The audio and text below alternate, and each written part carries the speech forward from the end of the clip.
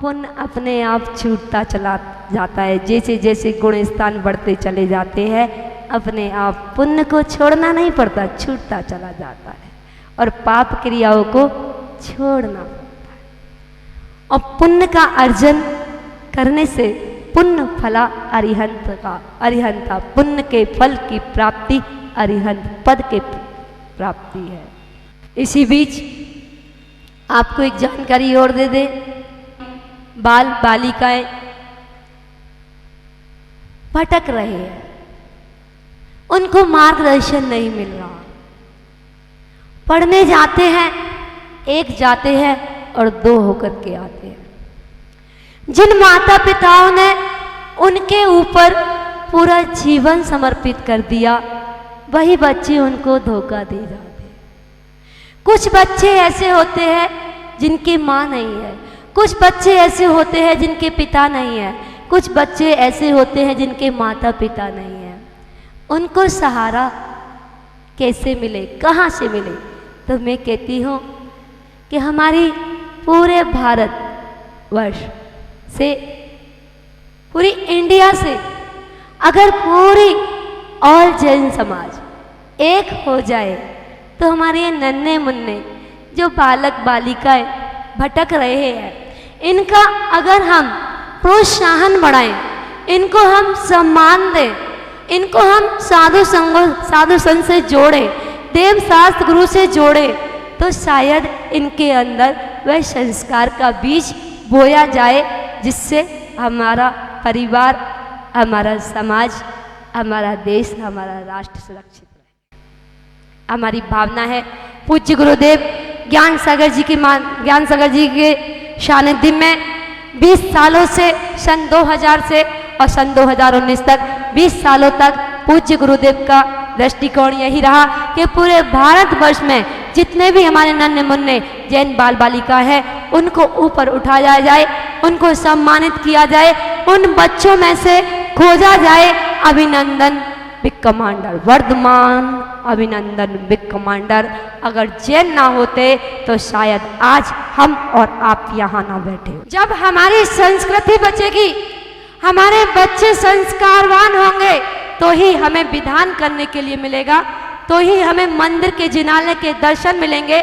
और अगर हमारी संस्कृति खत्म हो गई तो हमें ये सब जो मिल रहा है आगे आने वाले समय में कुछ नहीं मिलेगा। हमारा उद्देश्य, पूज्य गुरुदेव अपनी जो जिम्मेदारी दे करके गए, मन में भाव उठा कि उनकी जिम्मेदारी को आगे बढ़ाया जाए। उन्होंने जो बीज बोया है, 20 सालों से जिस पौधे की फसल आज पेड़ के रूप में उग चुकी है, उस पेड़ में अगर पानी डालना बंद कर दिया तो वह पेड़ मुरझा जाएगा। तो सोचा गुरुदेव के ये संस्कार जीवित रखने हैं और ये जिम्मेदारी, ये पीछे जो संयम का उपकरण दे गए हैं और कह के गए हैं कि अपनी साधना के बाद जितना समय मिले तो जन कल्याण को अगर मौका मिले संभलने का, तो धर्म की संस्कार के डालने का, तो उसको भी डालते रहिएगा। लेकिन इन महिलाओं को, इन छोटी छोटी जो नई उम्र की बहुएं हैं, बेटियां हैं, ये इधर उधर भटकेंगी, इधर उधर जाएंगी, इनको जोड़ने का प्रयास करो। ये फिल्मी सॉन्ग में आनंद मनाएंगी, इनको वहां से उठा करके धर्म के भजनों के साथ आनंद दिलाओगे। हो सकता है इनके जीवन में अगर एक शब्द भी उतर गया और किसी एक महिला का भी जीवन उतर गया तो अपना वो प्रोग्राम करना सार्थक। जैसे आप अपने बच्चे को वो गेम दिखाते हो, वो मोटू पतलू के गेम और सीरियल ना जाने क्या क्या, उस मोबाइल को लेकर के उस बच्चे की परिक्रमा लगाते हो, तब उसके मुंह में एक निवाला डालते हो। एक बार उसको मोबाइल दिखाते हो, फिर उसके मुंह में निवाला डालते हो। क्यों? क्योंकि तुम्हें लगता है, तुम्हें दर्द है अपने बच्चे के प्रति कि मेरा बच्चा दिन भर से भूखा है, मेरे बच्चे के पेट में कुछ भोजन चला जाए जिससे उसका दिन भर निकल जाए। मुझे भी दर्द होता है कि ये सारे बच्चे हैं, इनको लोभ के माध्यम से, इनके अंदर भजन के माध्यम से थोड़ा थोड़ा अध्यात्म डाला जाए जिससे ये संसार परिभ्रमण होने से बच जाए। इसलिए ये योजना बनाई। कैसे खिलाना है वो एक माँ को पता होता है। जैसे वो माँ धनिया मिर्ची टमाटर पीस करके घोट करके दाल में मिला करके बच्चे को खिला देती है, इसी प्रकार से मैं भजन के माध्यम से, भक्तंबर जी के माध्यम से, तुम्हें आदि आदि गुरु भक्ति के माध्यम से, भैया मृत्यु के माध्यम से, प्रवचनों के माध्यम से मैं चाहती हूँ कि आप गहराई तक जुड़े, आप स्वाध्याय तक जुड़े। जब आप एक भजन में डूब जाओगे और अगर आप कभी परेशान हो जाओ तो आप संसारी प्राणी के पास मत जाना, आप तो अपने परम पिता परमात्मा के पास जाना और अपनी जिज्ञासा का समाधान वहीं पर करके आना और कह देना, लाखों के स्वामी आपने तकदीर बनाई, लाखों के स्वामी आपने तकदीर बनाई, मेरे लिए प्रभु आपने क्यों देर लगाई, मेरे लिए प्रभु आपने क्यों देर लगाई। मैं सच्ची लगन से आई, मैं सच्ची लगन से आई, उद्धार करो नाथ, मैं आई शरण तुम्हारी, बेड़ा पार करो नाथ, बेड़ा पार करो नाथ। मेरे जय महावीरा हो चंदनपुर वाले। हे भगवान, आपने अंजना के दुखों को दूर किया, हे भगवान आपने सीता सती के दुखों को दूर किया, हे भगवान आपने मैना सुंदरी के दुखों को दूर किया, आपने अंजन को निरंजन बना दिया, आपने द्रौपदी का चीर बढ़ा दिया, आपने कितनों के दुखों को दूर किया। आखिर मैं भी तो आपका नन्हा मुन्ना भक्त हूँ। लगता है कि जितना समय हमारे पास बचता है उतने समय में अगर कोई कुछ ले जाए और उन बच्चों के अंदर संस्कार डाले जाएंगे, ये बच्चे हमारे कल का भविष्य है। हम रहे ना रहे पर हमारे मंदिर की, जनालय की, हमारी बहन बेटियों की, हमारी समाज की, हमारे देश की, राष्ट्र की रक्षा करने वाले ये बाल बच्चे ही हैं। हम इन बच्चों पर विशेष ध्यान दें, ना जाने कब जिंदगी की शाम हो जाए। हमारे बच्चे हमें भूल सकते हैं, लेकिन जिन बच्चों को आप अपने नगर में बुलाओगे, एक बार सम्मान करोगे, ये बच्चे आपको कभी नहीं भूलेंगे। और यही बच्चे आगे चलकर ना जाने कितने चतुर्मास कराएंगे, कितने विधान कराएंगे, कितने मंदिर बनाएंगे, कितना धर्म का कार्य करेंगे और कितने जीवों की रक्षा करेंगे, कितने देश का उद्धार करेंगे। बोलिए पंच परमेष्ठी भगवान। मत दीपेंद्र मृगराज दवान लाही, संग्राम वारिधि महोदर वंदनोत्तम, तस्यासु नाशमुपयाति भयं विएव, यस्तावकं स्मिमं मतिमान धीते। आचार्य मानतुंग स्वामी जी सुंदर सुंदर भावों के साथ कह रहे हैं, हे भगवान, यह माने जो मतिमान माने बुद्धिमान पुरुष, तावकम आपके, हे भगवान जो बुद्धिमान पुरुष आपके, इमम माने इस स्तवम स्तोत्र की, इस स्तोत्र को अधीते माने पढ़ता है। हे भगवान जो भव्य मनुष्य, भव्य पुरुष, ज्ञानी पुरुष आपकी इस स्तोत्र को पढ़ता है, तस्य उसका मत दीपेंद्र मत गजराज वह क्रोधित गज से भी उसको भय नहीं लगता। मृगराज सिंह वह दहाड़ता हुआ सिंह भी अगर भव्य पुरुष के पास आ जाए जो आपके नाम की आराधना गुणगान भक्ति ध्यान कर रहा है, उस पुरुष के सामने अगर दहाड़ता सिंह भी आ जाए तो वह उससे भी भयभीत नहीं होता।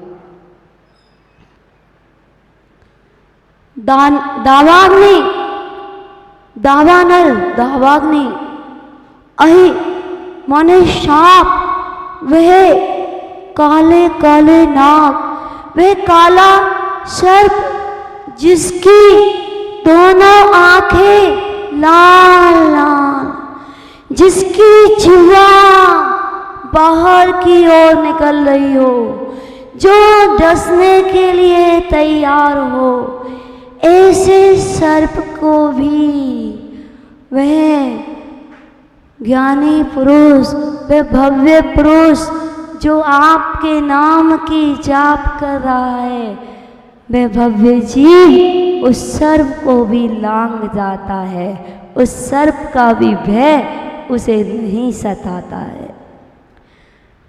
संग्राम वह युद्ध, भयंकर युद्ध जिसमें बड़े बड़े योद्धा, जहां घोड़े आपस में चिंघाड़ रहे हो, जहां की धरतियां रक्त से बह रही हो, ऐसे युद्ध में योद्धाओं से भी वह भव्य जीव भय से नहीं डरता है।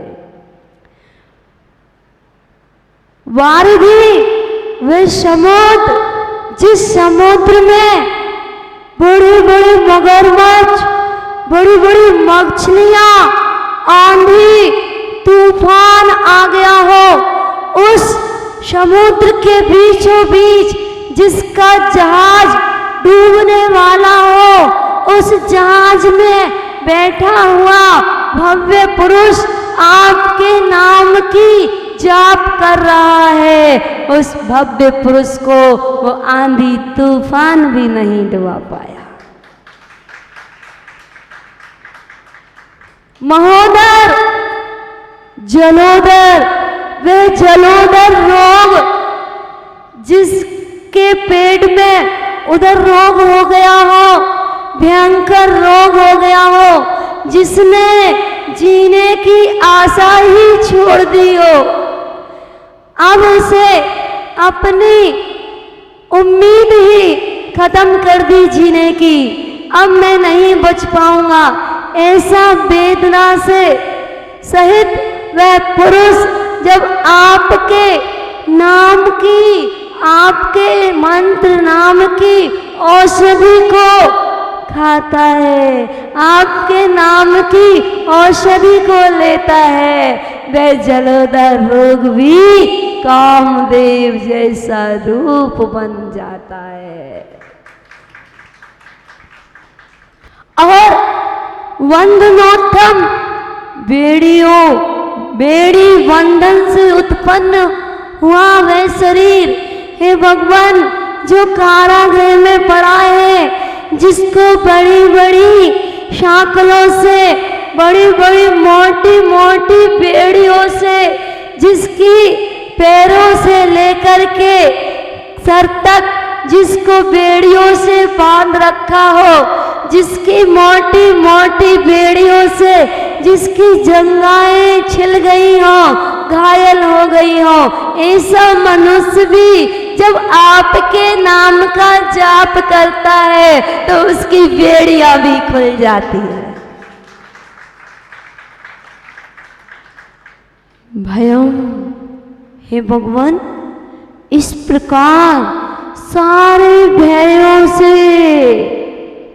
मुक्त, भया माने डर से, एवं माने ही आशु आशु माने आशु, नाशम माने सारे भयों से मुक्त हो जाता है।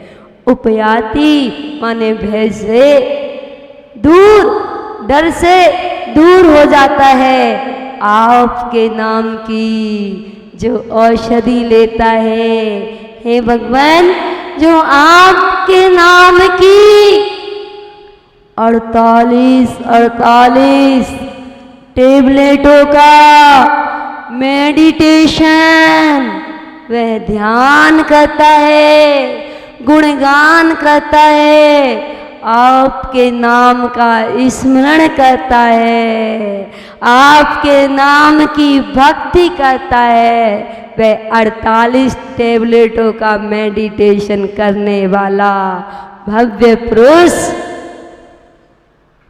शुगर की, बीपी की, कैंसर की मेडिसिन लेने की आवश्यकता नहीं पड़ती। आपके मंत्रों में जो शक्ति है वो दिखती नहीं है, वो तो अपने आप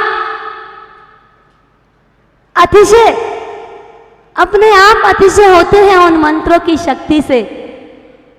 अभी हमने भक्तंबर जी, अभी हमने नमोकार मंत्र अपने हृदय में नहीं बिठाए। जिस दिन आपके हृदय में, हमारे हृदय में भक्तंबर स्तोत्र विराजमान हो जाएगा कंठ में, जिस दिन हमारे को नमोकार मंत्र के प्रति, नमोकार मंत्र में श्रद्धा आस्था हो जाएगी, उस दिन जब तुम्हारे को ठोकर लगेगी तो आई मम्मी, आई पापा याद नहीं आएंगे, पंच परमेष्ठी याद आएंगे। क्यों?